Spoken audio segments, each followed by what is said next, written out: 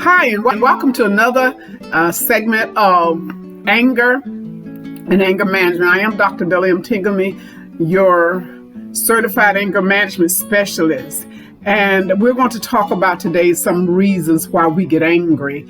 And we're going to start off first by there's 7 reasons you're drawn to people who are wrong for you. You ever remember when your mother told you don't fool with that bad girl or that bad boy, or grandma tell you don't you fool with that bad boy or that bad girl? Or maybe you're attracted to the type of person with whom your personality clashes. Do you find yourself breaking up over and over again over the exact same thing that you broke up with the last one for?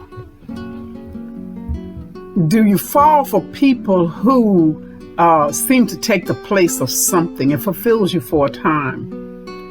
Some broken part of our human nature seems to just crave for stuff we can't have. Diabetes can't have extra raw sugar. Renal patients or dialysis patients can't have the extra potassium, and they can't have the extra water. They have to. But we just crave that thing so, and there's a certain time that people crave chocolate. They want it so bad, it's like an addiction. Of course, and then an addict who's addicted to something, they crave it. If you find yourself drawn to potentially romantic partners who are wrong for you, here are 7 possible reasons why. Number 1, they reflect trauma from your childhood. You would think nobody would look for somebody who made them think about what happened to them when they was a kid, do you? You may have a difficult relation. You may have had a difficult relationship with your parents, or is having one with your parents, or you may have had the past relationship go bad for you one way or the other. Psychologists say that we automatically seek out people who embody our parents' or guardians' worst traits. Self-experience. I don't sit up and get up and decide that this is what I'm going to do, but we are drawn to them. What shapes who we choose as a romantic partner in our relationship with our primary caretaker as kids?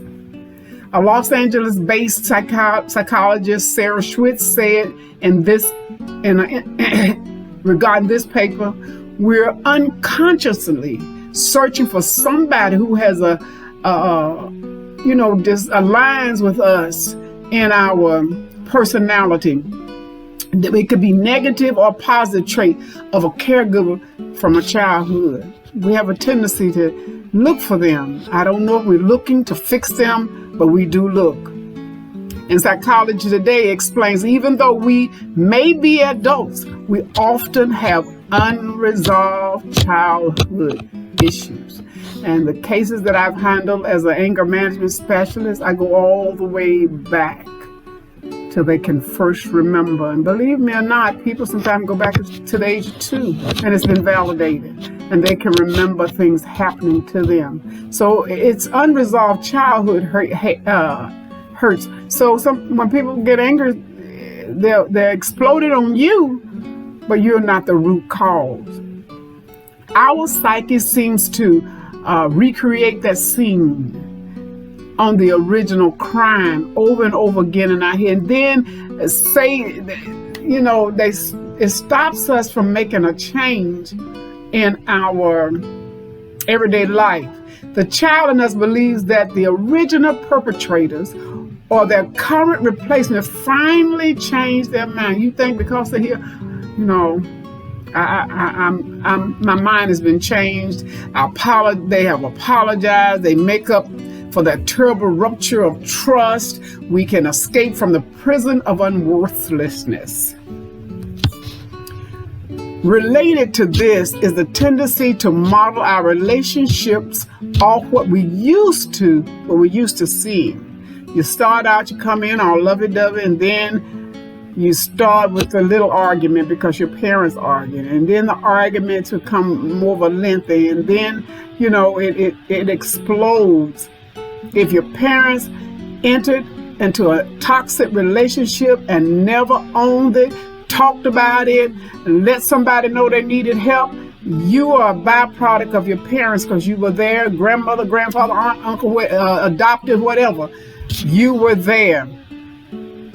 Your mom I give you an example. Even if you swing to the center of the pendulum, because it's a back and forth thing, and you swing towards the center, your mom tended towards aggressive men to seek out passive behavior, and it doesn't work. Because if they're aggressive, they're going to keep on getting aggressive and keep pushing and keep hitting till somebody gets hurt. Closed off men, damage is still the same. They have never gotten over the hurt. So they get mad. They build a wall. They create a fence, and nobody can get over it. If you find yourself attracted to a certain type of person, you may need to address the underlying issues. Why? Why am I drawn to people like this? They're issues from your past. Number 2, they are a quick fix for your current needs. That person that you have now attracted. You're lonely. You were a child. You were lonely too. You were neglected. You were made to feel like you had to take on the adult role, so you never finished being a child.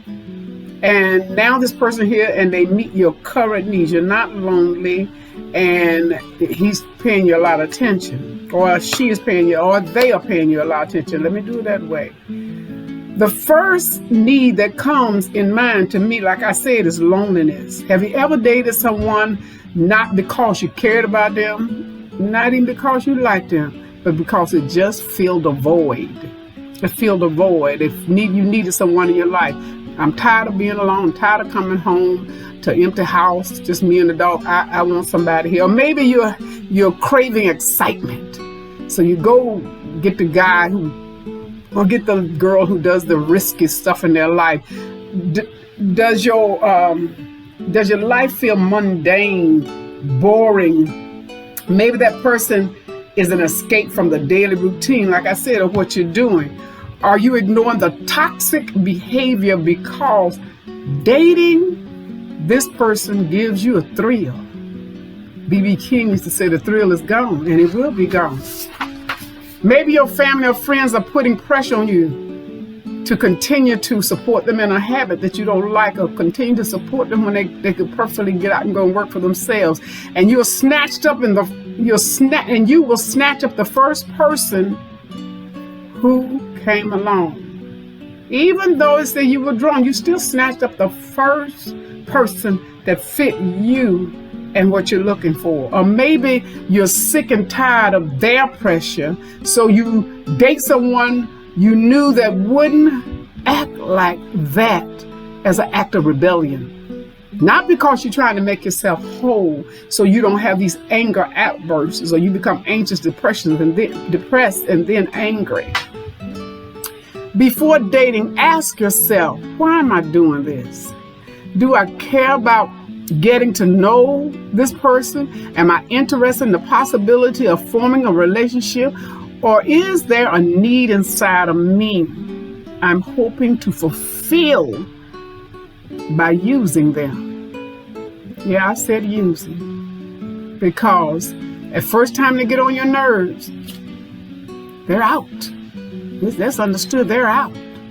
Number 3, media tends to portray toxic relationships positively. They do.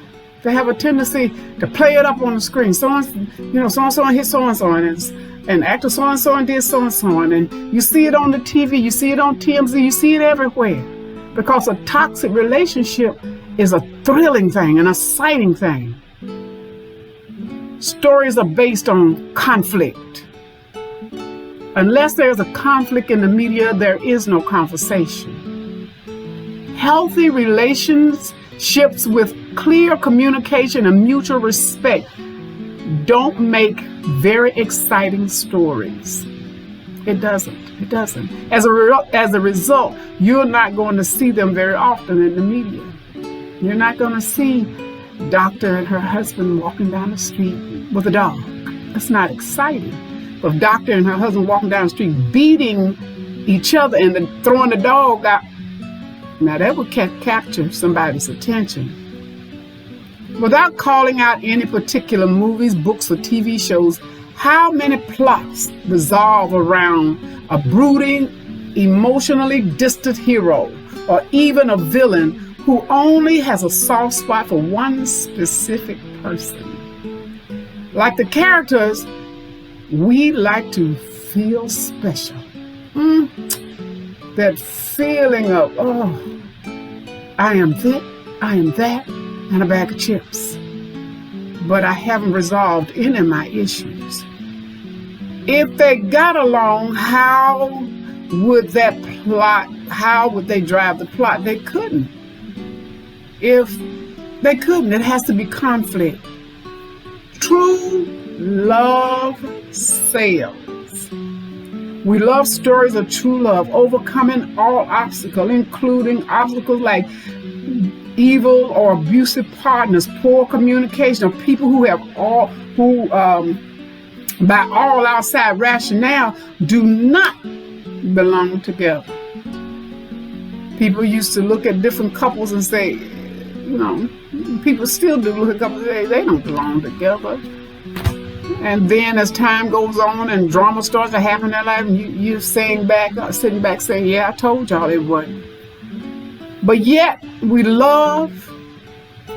It is when the love is pure. True love of one partner turns away evil and no good. But a lot of times, true love of one partner turns the other away from evil to good. That's the saving power of true love. But true love is like the song Vanessa Bell Armstrong sings, no cross, no crown. No cross, no crown. No conflict, no resolution. No talking, no communication, no resolution. No seeking counsel, no resolution. You keep repeating the same thing over and over again because you're attracted to that kind of person. The true love of your higher being, your higher power, have the power to save you. If you believe in the universe, you believe in God, you believe in the Torah, whatever you believe in, Confucius, Laodice, any of those, if that's what you believe in, that is the true power to save you. But human love doesn't cut it. Because I can love you for one simple reason, your eyeglasses. You take your glasses off and you don't exist to me. When we are bombarded with depictions of unhealthy relationships, we begin to believe they are normal. They are normal, but they're not. You're worried, your head is down, you're sitting with your backs to each other, you sleep in the same bed, you get out of bed, you don't say good morning, he comes in the door, she comes in the door, nobody says and they might back and that's it. She fixed dinner, they sit down and eat, nothing gets said, how's your day? Let's talk about the bills, let's talk about this problem we're having. Number 4, you're drawn toward people you think you can fix. I'm guilty. I tell it on myself before y'all to tell it on me. I have a tendency to draw people to me I think I can fix. I call myself the fixer. Now let me give you my rationale for why I think I'm the fixer. I'm the oldest of 10 children, so I had to fix all of the boo-boos, all of the things that went on in the family. I had to fix it. When my mother and her husband argued to the point he was physically abusive to her, I had to gather up the siblings and take them outside and try to hide someplace so we wouldn't get caught up in it. I'm still a fixer. When my brothers and sisters got cuts on them and my mother wasn't around, I was a fixer. When I grew up and started having children, whatever my child needed, I got it because I'm a fixer. Then I decided I'd go to school and become a certified nursing assistant. Still a fixer. Then I went on to school to become an LPN. Still a fixer. I went on to school and became an RN. Still a fixer. Went on to school and carried my RN degree higher. still a fixer. Joined the Army as an officer, still a fixer. Ended my career as a field grade officer, still a fixer. We think that we can fix people when they're broken. That goes along with the save complex. You come to me and talk, I can save you. No, I cannot. I can give you the tools to help you save yourself. You see, in the last point about being a fixer, especially when you live a moral life, it can be tempting to attempt to do great missionary things. I'm going to help you. I'm going to heal you. I'm going to pray. I'm going to go to the water, whatever it takes. I'm going to get you fixed. But fixers need fixing. They need fixing. A person is good looking, smart, funny, everything you want in a partner, but they aren't compatible in the kitchen, in the bedroom. Religious belief, they're not compatible. But maybe if they grow to love you, you can change their mind. Still trying to fix. Or there are some things about the person you really like. I like his cologne. He's a nice dresser. But others that you know are problematic. He drinks too much. He likes to flirt with the women in the front of me and embarrass me. Every once in a while, give me a little push. He argues. You see those things, but because he's a dresser and he looks good and he smells good and the other people like him in my circle, I tolerate it. With time, you hope you'll change that person. Not even crazy glue, y'all. Not even crazy glue. People are capable of change, and it's good to help others. It's good to help them. But a romantic relationship is not the place to do it. It's not. We talk about anxiety, depression, and anger. They are likely to influence you as much as you influence them for the worse. For the worse. For the worse. In the state of Texas, it's okay for parents to give their children alcohol as long as they're at home and drinking it. No law against it. But as they try to fix the relationship with their child and allow them to do, the child gets in the car and drive off and hurt somebody, kill themselves. So your fixing didn't fix anything. Let me remind you of one thing. Everybody has flaws. However, in a romantic relationship, we must ask ourselves whether if the person never overcame this issue, would you be willing to stay right there? Are you willing to live with it? Are you willing to wake up every morning with it just because he asked you to marry and you see that he fly off if you just walk in the room? Why are you keeping up all that noise? You're trying to watch TV. What you cook this for? I don't like it. You know I don't like this. Are you willing to live with that? You're trying to find your worth in saving a person. They're not out in the Atlantic Ocean and can't swim, and only you can swim. And you swim out there and get them and bring them back to safety. That's a romantic relationship is not like that. Are you willing to make yourself feel worthless to make them feel good? There's a big difference between someone who snores and someone who isn't a believer. They don't believe in nothing. So you're worthless. You become worthless. You feel worthless. And they stay where they are because you want them in your life. Often, if you have a tendency to want to fix people in your relationship, romantic or not, they don't have to be romantic, it reflects a deeper wound of not feeling worthy or loved. Some people say, oh, I was brought up by two parents in a loving home. Okay, great. Keep digging. Keep digging. Butter rug gonna come out in a minute. And I don't mean butter you put on your toast. But let me remember, yeah, I remember she said a horrible thing to me one time, and it's deep rooted and you haven't overcome it. So it piles on top of that. So now you build a wall and you watch everything that come out of my mouth. Everything that come out of my mouth. Because you are guarded and you have unresolved childhood issues, which is why you're such a mad adult. This is also something you may subconsciously model after your parents. They may never have argued in front of you, but if they argued at all, you heard them in the bedroom. I've had parents that say, my parents never argued in front of me. I listened to the preposition in that carries it over to the front.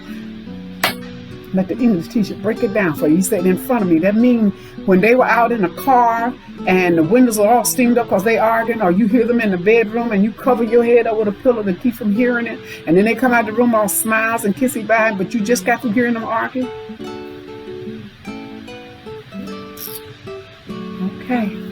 Okay. If you have the tendency to fix people in your relationship, romantic or not, this reflects a deeper wound, not feeling worthy or loved. You're trying to find your worth in saving that person.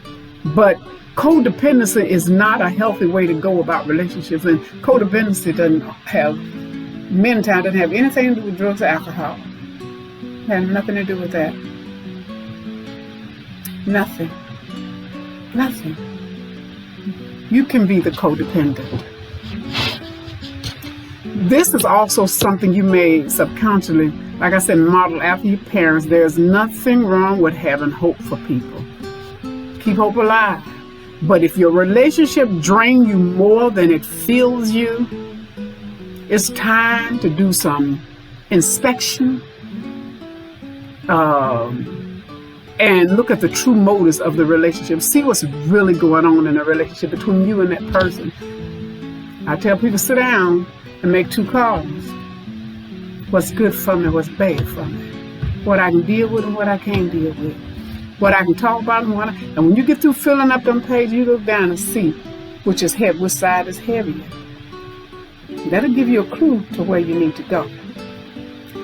Number 5, the challenge gives you a sense of worth. Woo, I'm going after this one, baby. I'm going to change him. And if you ask me to marry, I'm going to marry him. I'm going to change him once I get him married. You change babies. But as they become adults, you can bend a willow tree, but once they get grown, you cannot bend a willow tree anymore. For some of us, being liked or even loved, we may not feel like that's quite enough. We want to feel special, and there's nothing wrong with that. This may lead to desire to woo those who are uninterested or emotionally distant. I don't know if uninterested and emotional difference is really a backslash. I don't think so. Because if you are uninterested, your emotions are not attacked. I guess you can be interested, but it's for a particular reason. But you can be emotionally distant. We mentioned in the section about the media that a common trope in a villain is a villain who has a soft spot only for their true love. For those struggling to feel special or worthy, it's tempting to fight for a special spot or a special place, exclusive place in a person's life. You may know that the person you're dating has several other people that they're dating or interested in or taking out or whatever, but you struggle and you fight for that main spot. And what they do when they meet, well, I'm JoJo's girlfriend, I'm JoJo's girlfriend, I'm JoJo's boyfriend, I'm JoJo's boyfriend. So you just keep on, you setting a pattern, you trying to set a place in that person's life, and that person has set you aside and make you feel worthless, but you don't want to admit it. So you think you cook, you clean, you buy them a car, you pay.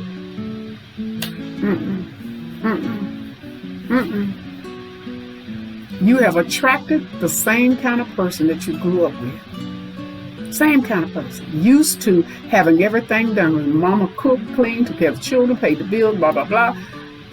That, it's the same. It's the same. However, dating someone with an icy or distant exterior in hopes of cracking it doesn't usually end well. Self-experience. If it will leave you frustrated, it'll leave you drained, it'll leave you possibly feeling even worse than you did when you went into the relationship.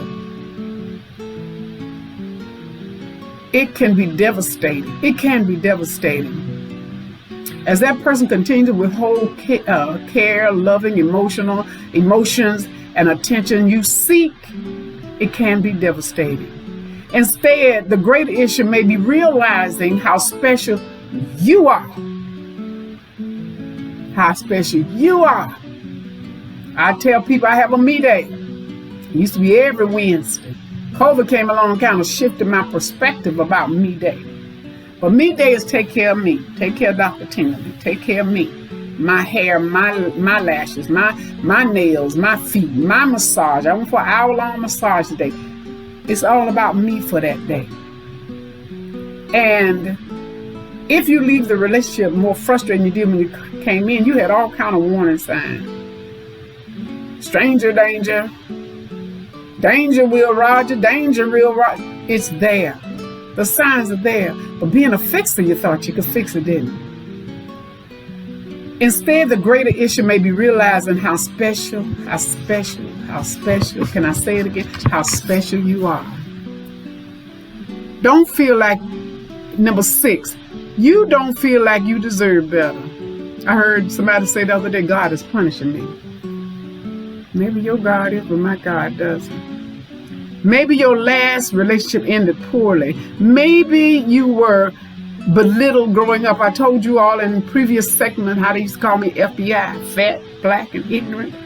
I could do something about the fat. I couldn't do nothing about the black.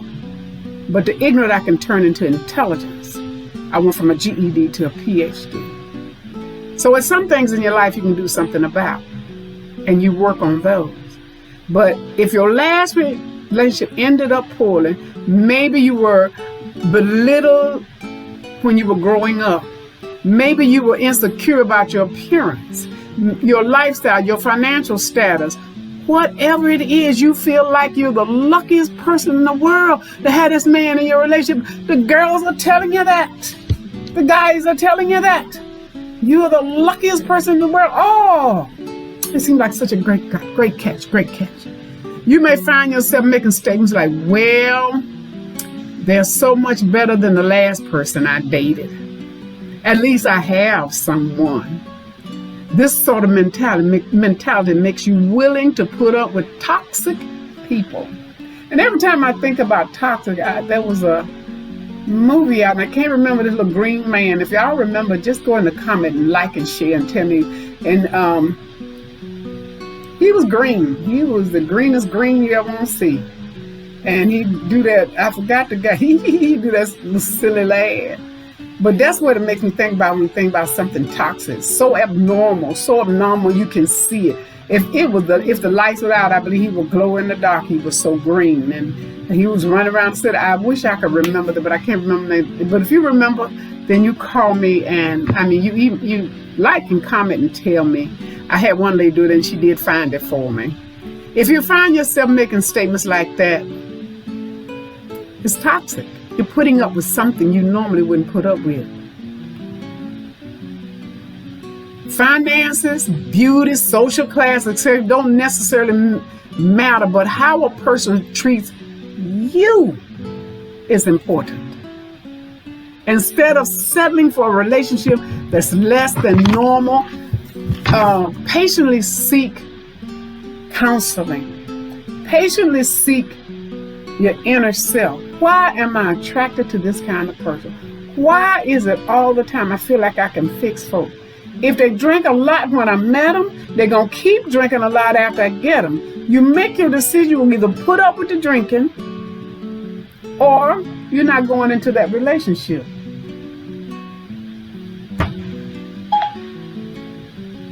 Instead of settling for a relationship that is less than optimal, patiently seek healing for yourself. Siri talking, y'all. I ain't telling him to talk, but he talking. Instead of settling for a relationship that is less than optimal, patiently seek God for the best of you. And enjoy your singleness while you can. Enjoy it while you can. Enjoy the fact that you can come and go when you get ready. And number 7, you are searching for worth outside of your higher power. No matter what the higher power be. It may be Christ, it may be God, it may be Buddha, it may be Confucius, it may be Leotis, it may be the universe, but you are seeking something way outside of that, what you believe in. It's hard not to place your worth in what other people think of you. This can hit us twice when it comes to dating. First, we feel we need a partner to confirm ourselves that we are worth loving. Second, we feel the need for a partner to show others that we're worthy of being loved. You ever been in a place and you want to pull a chair out, and he says, baby, what do you want to eat? And he lets you order. You want to feel special. Do you need someone interested in you, flirting with you, to feel validated? Do you look at the happy couples and feel insecure? It's not hard to fall into a trap. When we're feeling the need to love and affirmation of us, we can instead turn once again to your higher power, your universe, your God, your Jesus, your Confucius, your Leotis, whatever it is, Buddha. Just turn to that entity and look for peace within yourself and unconditional love. You are wonderfully made. You're wonderfully. It's a mystery how this little piece of dirt became a big old me. I'm wonderfully made. It took me years to realize I have to take care of myself. For you created my innermost being, my higher power.